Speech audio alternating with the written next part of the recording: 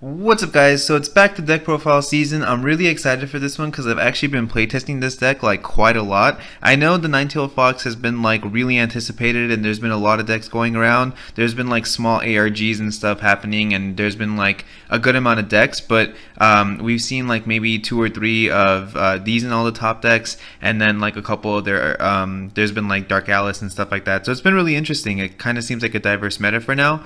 Of course, you have to wait for like AGPs and like regional events to be able to kind of really distinguish what the meta is. I think Lilias definitely has a really good place in the meta, but it is like, I'm not gonna lie, Dark Alice does seem really like scary to deal with. I haven't playtested against the deck yet, so I think it might be just like a kind of, in theory, counter to it. Because I know like the thought of losing Killing Stone sounds really bad, but she might not be able to like keep up with this speed, so I'm not too sure. I'll have to playtest against that deck, but I've played against like all the other meta decks, and it does really well. So just starting with the ruler side, of course, he just has Judgment for 0, Energize. You can do either green or black. Make sure it's just one, it's not both. It says if you keep reading, but so you can either do green or black Energize if you go second. This side is not important, of course. The more important side is the J ruler side. The J ruler side has a lot of text to make it pretty much easy and not hard to understand. Of course, the first part we notice is it doesn't have stats, so you can't battle. It essentially just means this card sits here, and unless there's like pretty much only 2 ways to kill this card, 3 ways technically, I guess, but I'll get into that later. But the effect of this card, what makes it so good, is essentially you tribute a banish, I should say, so people get used to terms, but you banish a green resonator, a black resonator, and a killing stone to use the effect. You cannot tribute 1 green-black resonator. It has to be 1 green, 1 black, and a killing stone, so 3 things in total, to summon a chimera from either your hand, graveyard, or actually no, it's not graveyard, hand, remove from play, side deck, or deck. So everywhere but your graveyard. This is why this card is really good. Essentially, when you're making a deck, you of course use like your setup cards and then your win condition cards. Let's say if the chimeras are like main decked, those would be like the high cost cards that you hope to see like later game or whatever, and he would just be pulling them out. But essentially, since you could be summoning them from your side deck, it's just like you just summon them right away, and you don't have to worry about drawing them or them being dead. You just like put them in your side deck and never have to worry about it. The only 3 ways I can think of to kill this card would be to either use Blazer Gil Rabis to just negate the this card can't be destroyed effect, and then it'll destroy it right after. That's one way. You can use Final Forfeit and then Black Moonbeam. That's another way, which is like really, I feel like it's just never going to happen, so I don't think people have to worry about it, but that is another way. And then a third way would be if you had Apollo, so you had flying, and they Final Forfeit and then use Aramis Bow to destroy a flyer. That would technically destroy him as well, but like none of those are ever going to happen, and you're never going to main Apollo either, so it's not that big of a deal. But those are just a couple things to, I guess, think about. Just so people say like, oh my god, what's up, like he never dies, what can I do to him? Like technically there is outs, but you don't really have to worry about it. You just kind of have to worry about kind of the pacing against this deck. The Killing Stone is a stone that you have to tribute. This is like a really good card, just because it happens to be a dual stone. Like we've seen with all of the other stones that have been coming out, like the Memorias and stuff, that they were just like not that good. Like First Flight's Memoria and Sorrowful Memoria, all those Memorias like weren't that good. So it's nice to see like a dual color stone that like has more purpose with this deck, because then you can also use it in other decks as well. So it's just like a really good stone. So it's just black green. When it's sent to the graveyard, it's a mandatory effect for this to have you gain 100 life and your opponent to lose 100 life. That will kill tree players if they're at 100, because it says lose 100. It doesn't say like damage, so they just lose 100 life. It doesn't get redirected to Alice. So that's kind of really important because it's just like a plus side to the card.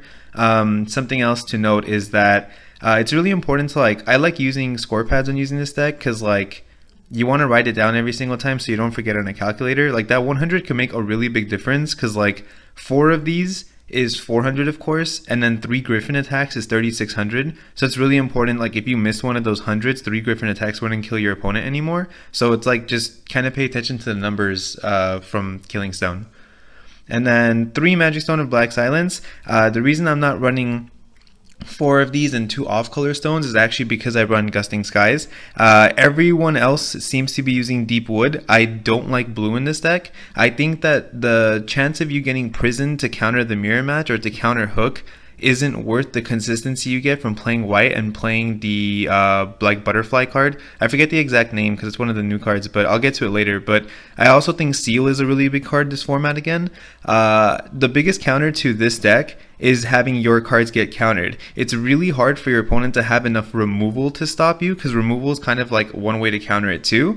But like, if they have removal and not enough removal, they're not going to be able to like fully stop you. However, if they use a counter card like a Seal of Wind and Light at the proper time, it just shuts down your entire turn. And what I also like is if you're playing a mirror match and you're using blue and your opponent gets to prison before you do, they can shut you out and you can't counter it. Whereas if I'm playing white and I get prisoned, because my deck I feel is more consistent than the blue version, if I have more mana up due to having Griphon earlier, I'll have the mana to seal the prison, and then they'll kind of be like, oh, I'm super confident I have prison, and then it gets sealed and then they're just shut out of their play. So I like white a lot more. I was kind of like thinking of different ideas on how to use this deck, and I was looking at all the ARG lists and I didn't really like any of them.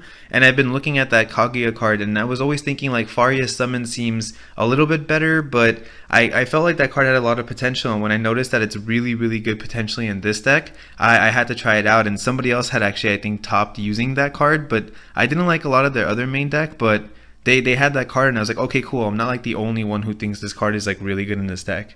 So for Resonators, I have 3 Monkey Trapped in Life. You could play 4 of this. Like, I don't think it's bad, but for whatever reason, every time like I play 4 Tamas, but I'll never have 2 Tamas. But when I play 4 Monkeys, I'll have like 3 Monkeys. So I don't understand why it is that like Monkey is the one card you'll have like 800 of in your hand. It feels really bad, and like because sometimes like if they do get rid of your Chimera, they look at your hand and they see you have like 6 cards, and they're like, oh man, he's gonna make a comeback. And like if 3 of those are monkeys, because you just run so many, like you're sitting there trying to act calm, but you feel like you don't really have a play, and you have to get to your next like Chimera using monkey to like do something. And so I thought 3 was like an okay number. I don't really think 4 is necessary, especially because the Moon Butterfly card can summon it anyway.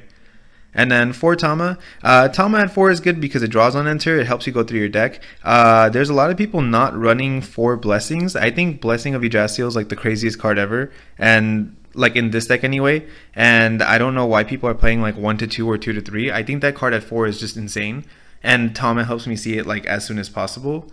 The other 1-drop black I play is Executioner. The reason why I actually play Executioner is it's kind of like a really weird reason. I actually don't think this card is as good as it used to be, like not in the current meta anyway, because we don't have a lot of people like summoning stuff, if that makes sense. Like the best card this card can stop in the mirror is a Petal Assistant, but most of the time they're probably like whatever they revive is still probably going to be like enough to sack for the ability, and so like I don't think it's like gonna stop their play essentially, but like you might be able to flip it and kill the assistant and then now have 2 resonators to sack yourself. So it's not like terrible. And then if you play against Dark Alice and they have the Goddard on the field, you can't Petal Assistant into Tama and you can't Petal Assistant into Monkey because they're both under 200, so they'll die. But if you Petal Assistant into Executioner, it'll still have 100 left, so you could still sack it with the green source that you need from Petal Assistant. So like the stats kind of make up for it in a way. And then like I like it technically more than the little servant vampire guy everyone's been playing, because like I don't think that card's that good. It just like has to do with stats, and I think like buffing cards isn't relevant. I know it like kind of avoids like bow and bear and stuff like that, but I don't think anything that's running that is like that good of a counter to this deck anyway. So I don't feel as though I have to like worry about playing against that. If I was like really worried, I would just like play more Secluded Refuge or something and just not have them resolve the card at all, or like just seal the bear magic entirely. And like if they like you outpace your opponent with this deck really frequently because of how much mana you ramp, so like it doesn't really feel as though they're going to be able to just cast all these infinite spells like while you're not doing anything. So I wasn't too worried about. And I didn't like the life form either, the magic like life form, magic stone life form that like floats a mana. I tried it out and I felt like I always had enough green, but I didn't always have enough black. And I was like, maybe I should run a fourth monkey, but I was like, no, Executioner seems okay. It's decent against Featsing too if they don't see Guinevere early. For people who don't know, like stealth cards and standby cards, they can flip in when you meet a trigger requirement. So it like doesn't technically like you can kind of cheat priority. So if your opponent goes activate Regalia, summon Guinevere, and then when they're playing the Guinevere, it generates a token and Guinevere hits the field, normally you can't do anything at this moment because your opponent retains priority. There's no enter effect going off of Guinevere, so there's nothing for you to chain to.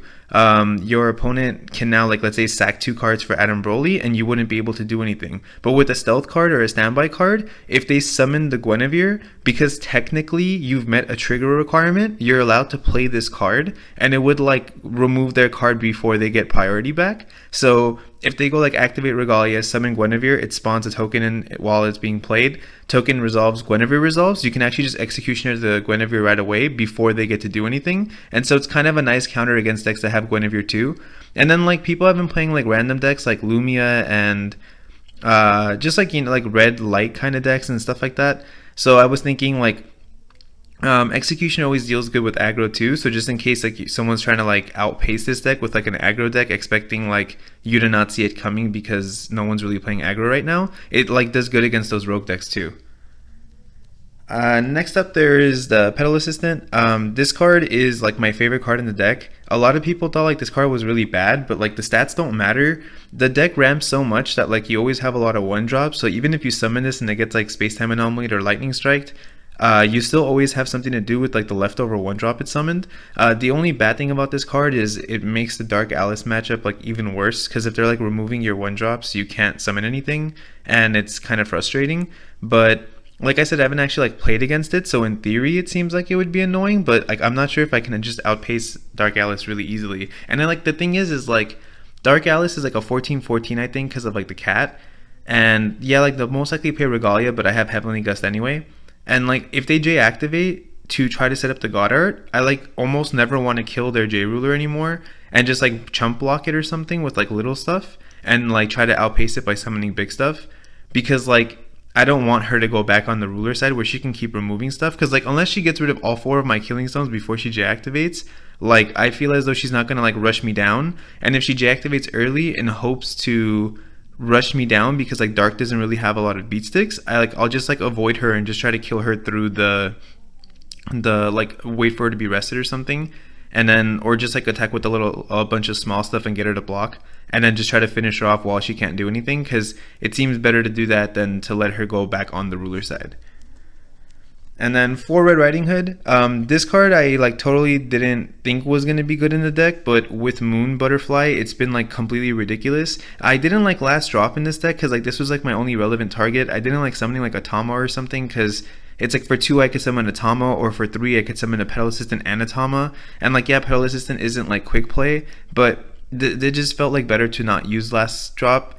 And what I like about Red Riding Hood is, so the Moon Butterfly card says you summon anything that you paid X plus 1 for. So if you just pay 1, you can summon a Red Riding Hood from your deck. So what you do is like essentially you paid 3 in total, so 1 green, 1 white, and 1 colorless to summon Red Riding Hood from your deck. You then tribute Red Riding Hood and you get a stone. You summon Griphon and get 2 stones. And like you lost a stone to do it, but it's like you essentially get almost all the mana back that you paid, and like it just sets your next turn up so nicely, because like using the chant didn't slow you down. Like you were still able to go like so deep into your play just off resolving that 1 card and like needing the material on board, that it just makes Red Riding Hood really, really good. Like, and then late game having like a Swiftness Resonator to attack with because you have 7 stones actually is really nice in this deck, because it doesn't have a lot of push. So like there's games like where if your opponent's at like 600 or something, you can like attack with one of your big guys and have them like block it with whatever they have left, and then if you go like attack with Red Riding Hood and they don't see it coming and they have like 1 blocker left, and then you can like sack in response to them blocking her attack to like summon the 15/15 that destroys like a creature, the attack would go through and you would just win. So I actually like that she gains swiftness as well.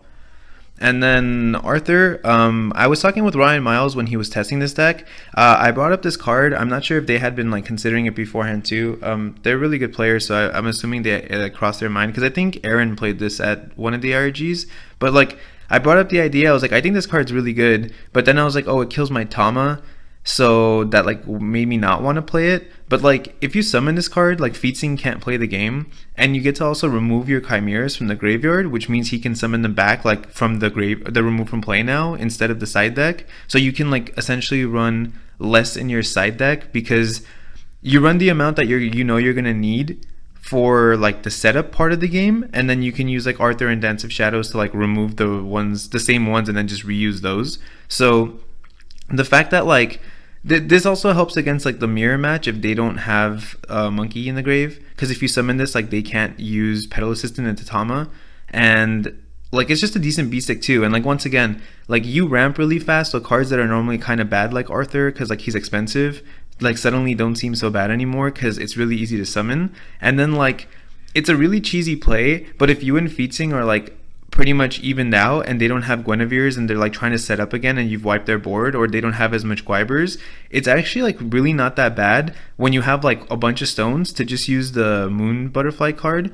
You would have to pay 5 in total to summon this from your deck, so like the white, green, and 3, but I feel like that's not bad. Like I'm paying 5 to essentially summon something that doesn't let you play like your deck anymore, and I main Eternal Resurgence too, so it's either like I'm going to use Eternal Resurgence to wipe out the big stuff, or I'm going to set up Arthur and you're not going to have a board. So I actually like Arthur at 1. Like he's not so bad too, because like you can Petal Assistant into Tama so many times with this deck that you end up drawing a lot, and so people always think like 1-ofs in this deck aren't that good, but like you go through your deck quite like easily, and then the Moon Butterfly card just helps with that too, so that's why I like it so much. And then for Blessing of Yggdrasil, like I said, like I just like this card because in the mirror match, it's not important who hits the Killing Stone first. I've had games where I didn't hit Killing Stone and they hit it on turn 1, and like they were able to go off early, and it doesn't really matter. What matters is consistently, in the mirror match anyway, consistently setting up a board where you can push for damage and your opponent is forced to respond by sacking for their Chimera first because of the situation you put them in, so that like if they're forced to sack into Ammit to pop one of your cards, you then sack your attacker and your other card to go into your Ammit and pop their Ammit. If you can leave them in a situation where they're forced to respond first and you can always respond to their respond, you're most likely going to win, especially because you're the one with the counters. You can even like bait them into doing certain plays. You can't like counter the Ammit from being summoned, but like you can bait them into using certain cards that they might think are going to be good in a certain situation, but if they can't get them to resolve, then they're just going to be stuck. So, and like even in the mirror match, like if you hit a white green early and you're on Energize and they use like a turn, I think it's 2 Blessing, then tap first stone. Yeah, like if you hit a white green stone and then they go tap first stone, activate Blessing, and you just Energize and seal, if they can't resolve the Blessing and your next turn is tap first stone Blessing, it puts you so much more ahead because they're not going to play catch up to try to get Griffins off if they haven't hit the Killing Stone, and you will most likely see a Killing Stone, well, you Blessing for yours, and then like if you deactivate if you had like a turn 1, oh no, you couldn't have used a turn 1, but it makes the curve really good. Like I just like Blessing at 4. There's also times where like, because this deck is really fast, there's times where I get all of my stones, and then like the wolf is always, I mean the Ninetales is always like rested. Sorry, I can't like speak for some reason, but the Ninetales is always rested, and so when you recover, you have to use your turn to tap him to put a Killing Stone back, which means you now can't recover him to tap for a stone. And so like the mid game blessings just let me get that stone faster, and then just keep using my effects anyway, so it's like really not that bad. Next up is Heavenly Gust. I actually played 2 of this. I think 1 would be totally fine, but I've been liking 2 for some reason. I like being able to hit the Secludeds in the mirror match while still having like the board wipe for all the Regalias. It's been really, really annoying actually playing against any deck that has like 4 Aramis on the field for whatever reason, or like a Leviathan Apollo Aramis. It just feels so good to just get rid of all of it. I liked it at 2. If you wanted to switch it to 1, it would be definitely fine. I don't think it's like bad to have at 1 by any means. I just didn't want to side more because I was okay with having the 1 more mained. And then so Kaguya's Moonbeam Butterfly, there you go. So I couldn't get the name right, but not only is this card like the most beautiful card ever, by the way, like I think this card is just absolutely gorgeous. But the effect is just so good. It lets you put a monster or a addition from your deck into the field equal to X+1. So I actually side a Shackles of Ice. And like the chances of you mulliganing into it after mulligan is really, really low. And if you open in your opening hand, it's even better because then you could just put it on the bottom for sure. But like it's really unrealistic to think you're gonna like open Shackles right after mulligan. And you play 4 of this, so you're most likely to see this. So against a Dark Alice deck or a Mikage deck, they might actually not want to use Addition Hate because they see that you're playing white, so you don't have the blue for Shackles. And so to be able to just go activate this, just pay 0, it's just green white, to put Shackles from your deck into the field and they just can't play anymore is the best feeling ever, because now you've like successfully countered both Mikage and Dark Alice and you're like just playing uphill from now, while they've been like relying on the fact that you didn't have their counter to play comfortably. So this card like just does so much for the deck. I almost wish Barrier Seal was just for like my opponent, because I would have just sided Barrier Seal too and just removed everything in the mirror match, but it affects you too, which is kind of a bummer. But I just love like the toolboxness of this card. It's just really, really cool. And then Seal of Wind and Light. Some people like 3 of this nowadays, but I still like 4. Like I said, I think like you ramp a lot, so you can always resolve this card really easily. And then like even if you double up on this card in your hands, it's not bad because like 1 Petal Assistant is enough to like summon stuff back. So I never was worried about like needing a lot of monsters. Even the butterfly card can grab me like if I have a monkey but I don't have a Tama engrave and I want to use Petal Assistant on Tamas instead, I could just pay the original cost and summon a Tama from deck. Once that dies, my Petal Assistant is drawing every single time I summon it. It's just such a good card, and like I'm always consistently filling up my hand that I didn't feel as though this would be a problem. It's also nice to like people are trying to use like Darkstorm or Valentina's Reach to be able to like dump your whole hand, because hand control really affects this deck, and it's nice for them to just like pay infinite mana thinking they're gonna Valentina's Reach your whole hand or like use it to come back to by drawing cards, and you just go seal and then they just can't do anything. Like this card is just great, and it's always been good, but people I think are really, really underestimating how good it is right now. And then for just some one-ofs and some other tech cards, 1 Black Moonbeam, because like I don't really have any outs to J Rulers, so I was totally cool with using this. I don't want to die to like some like random like J-Rush deck that I can't deal with. Just having this main deck makes me feel better. I didn't side another one, but you probably can. My side was like decent. I think a lot of the cards were useful, but I can probably find a room for another one if I needed it. Wind Secluded Refuge, it helps a lot in the mirror match. You can also play it with Moon Butterfly by paying 3. So you would pay 3, it would give you Wind Secluded, you would draw a card, and then you would have protection for the rest of the game until they get rid of this. It's really good because if their Ammats can't target your Ammats, but you can still respond to their plays, this is one of those cards I was saying that puts them in that position where like they're now responding first, which lets you respond to their respawn, and you just end up like winning the game. It's one of the, it just like screws them over, and like you technically have access to it better than they do because you can just play it straight from deck. So that's also why I like the white. Eternal Resurgence.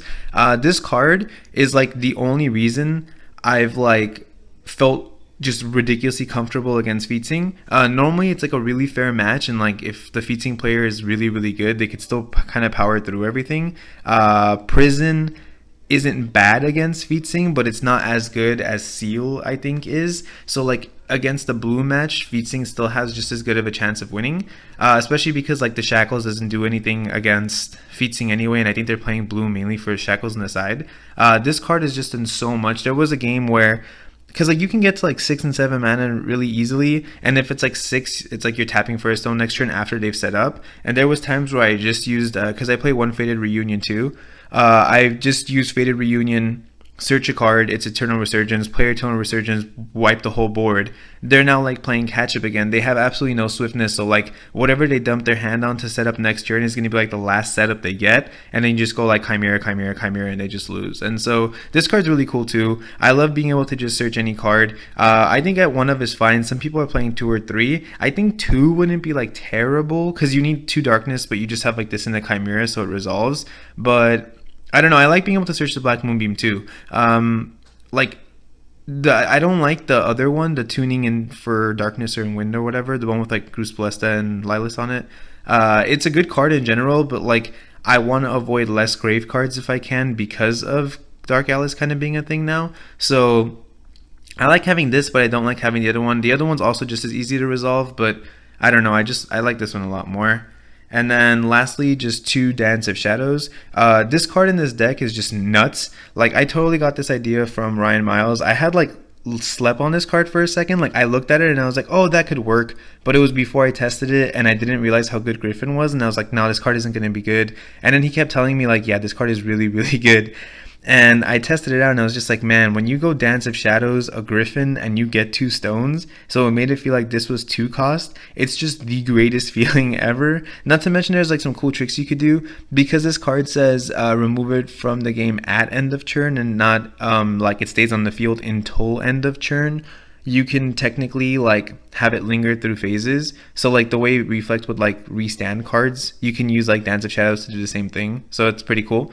You could do it like your opponent ends their turn, you play this at end of turn, so it's like it lingers to your phase, and then you can like draw and then attack with it and then sack it that turn and it would still stay alive. And well, I mean, it would remove at that end of turn, but then you could just sack it, so it doesn't matter. But like, if this card ever does, like if you never get to sack it and it gets removed from game anyway, because let's say they somehow get you to not have enough material and you can't get it to leave the field, your like it getting removed is still fine, because you can summon from the remove from play, so like it doesn't hinder you in any way. This card is just really good. There's even times where like, because it only costs 4, like, which sounds like a lot, but it really isn't in this deck, because it costs 4, you like if you summon a Petal Assistant normally costs 3, and then like it summons a 1-drop, so it kind of feels like you're even cost effective. Like, it's summoning the same amount of costs as you would want to pay for like a combo anyway. And so it's just like, I know like it's normally 3 for that, but like you're getting the value out of it is what I mean. So it's just a really good card, and then the fact that it has Remnant is like just even better. This card is just really good. That's why I didn't want to play the tuning too. Not only is Dark Alice really good against this card too, which is another bummer, but like I could play tuning for 3 and recover 4 stones at chance speed, or I could just like play this at instant and like play 4 and just kind of go crazier than adding a card to my hand. So I just thought like an extra dance. I used to have 1 dance and 1 tuning, but I thought an extra dance was just better.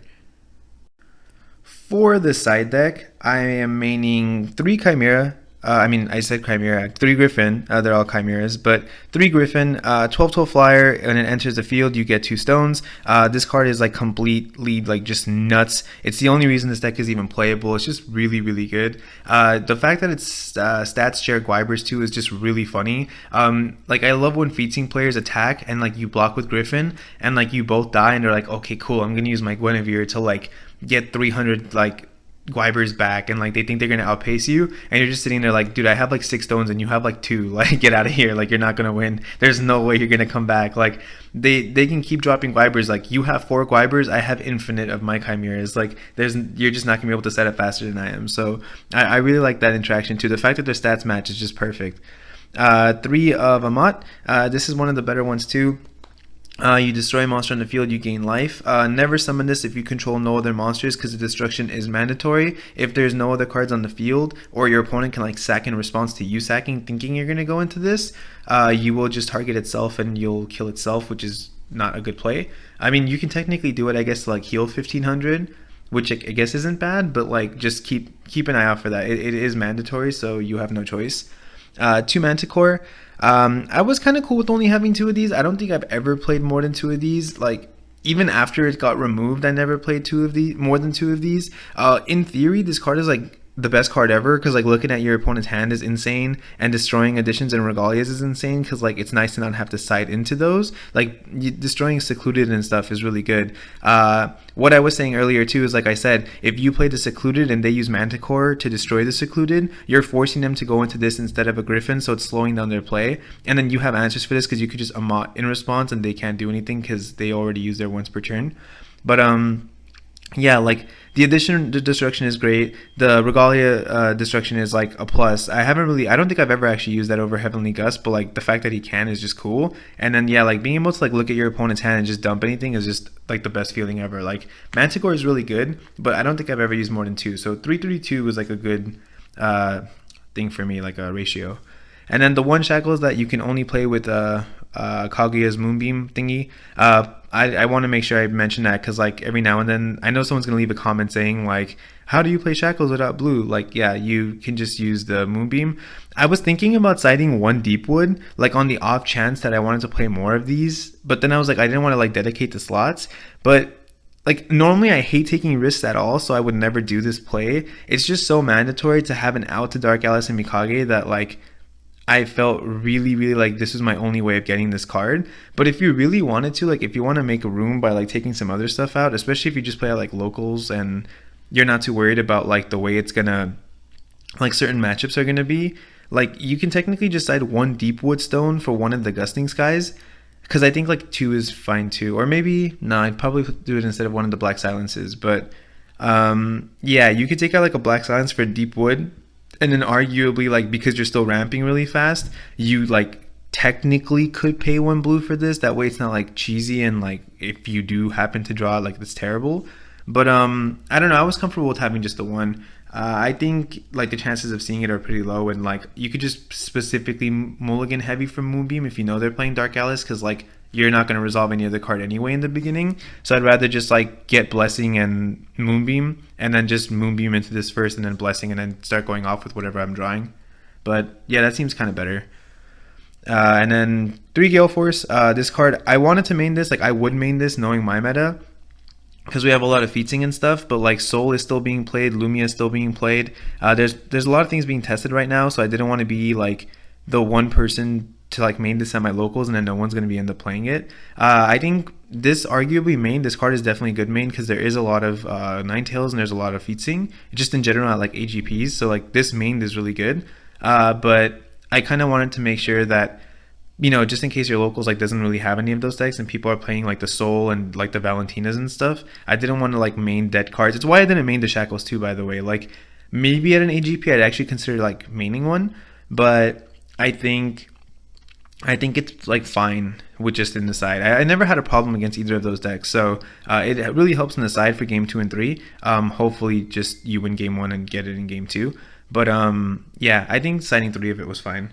And then I have an extra win Secluded. I don't really know why I have an extra win Secluded. Like I think I was telling myself that I would do it for Blazer, even though I could like pull it from deck, but like maybe I'd play 2 of them or something. I don't really know.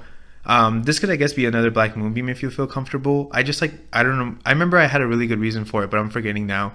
But yeah, I guess against Blazer, it's really good. If like he somehow, like you can't really play both though, because if it gets gusted, that would suck. But if he doesn't have green, if you're playing against like a Dark Alice deck or something and they go into, no, but she has green too. I don't know. Maybe. Just, yeah, Black Moonbeam or Wind Secluded. I'm just going to go on and pretend that didn't happen. And then 2 Keen Sense, I don't like this card too much, but I really hate Prison against this deck. And if I can have more hate for Prison while still having like an answer to like Rizas and stuff, like if they try to set it like before turn 4, because like they're bad, I kind of like having that possibility. It's just nice to know that I can either like cancel the Prison or like destroy it in its place. And same with like Riza, like if they set it on turn 3, like haha, next turn I'm going to tap for a stone and go crazy, and you just like destroy it, it feels really good. Not to mention like against like hand discard cards and stuff like Valentina's Reach, it's nice to have another one of this. Really good against Blessing too, like you can do it on the Blessing and then seal the Petal Assistant if they get to it later on, so that's possible too. But I typically don't like this card. I don't like cards that only negate one thing. It's why like Curse is such a cool, like beautiful card. I really wanted to play that, but I wanted to like make sure, like you can't assume you're gonna have the mana to pay for Curse to stop a Prison and just remove all of them, because like the Prison is stopping your Griphon, so you haven't ramped yet. So I was like, okay, it makes more sense to be realistic and have 2 mana to negate the Prison rather than try to like go crazy and try to like outpace the Curse, especially because like if you do play against the blue-green version, like they're using Griffins too and you don't have Prison, so they're gonna have a lot more mana than you, most likely, if you haven't been like sealing properly or if they're just like outpacing you. And like that doesn't always mean that you're gonna lose, but like it's gonna be happening. So like if you curse them, they're gonna have the mana to pay. So I just feel like Keen Sense was better. So thanks for watching, guys. I really hope you enjoyed the deck profile. I know this is gonna be one of those more anticipated decks, so I'm really hoping that people really test it out and end up liking it. It does take a lot of skill to play this deck, I would say. It's actually like really reactive, so you have to make sure you're not kind of rushing into things. A lot of people like get really confused with like ramping cards, meaning that you like play more cards, but that's not always particularly true. You just kind of mess around with it and you kind of get a feel for the deck, so it's not like impossible or like really hard to learn. It's just something you like can't just YOLO like drop your cards, kind of like Featsing Turbo, and hope everything goes well. So make sure you look out for that. Keep practicing if you feel like you're having difficulty understanding like when the cards resolve and like how to do stuff. One of the plays I didn't mention that's really cool too with Seal is there's times where like I can have like I'm tapped out and I'll have 2 stones left and I only have 2 Gusting Skies on my field, so I know one of those 2 stones is a Gusting Sky. And there's plays I've done where like my opponents played a really important card that I know I had to seal, and they only played it like kind of like a Captain Hook or something.